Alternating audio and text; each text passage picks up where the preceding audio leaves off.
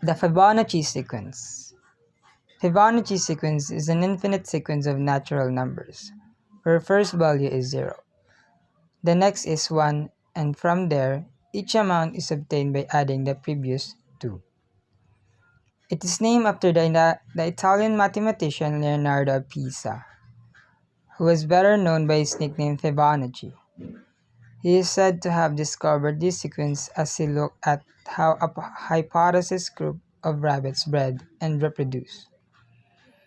According to some scholarly articles, Fibonacci sequence is evident in the number of variation of a particular category of Sanskrit and Prakrit poetry meters. In poetry meters refers to the rhythmic patterns of syllables. Starting with 0 and 1, the succeeding terms in the sequence can be generated by adding the two numbers that came before the term. Here's the example. The Fibonacci spiral. Circular arcs connect the opposite corners of square in the Fibonacci tailing. Properties of Fibonacci sequence. Pattern is visible in nature. Some of nature's most beautiful patterns, like the spiral, arrangement of sunflower seeds, the number of petals in a flower, contain a Fibonacci numbers. The ratio of successive Fibonacci numbers approach the number, also known as the golden ratio. This is approximately 1.618. How the golden rectangle is formed. The construction of golden rectangle viewed using GPS, geometer sketchpad, first constructed by Pythagoras in the 6th century BCE. Golden rectangles can be formed easily by using adjacent terms of the Fibonacci series. The ratio between successive Fibonacci numbers is approximately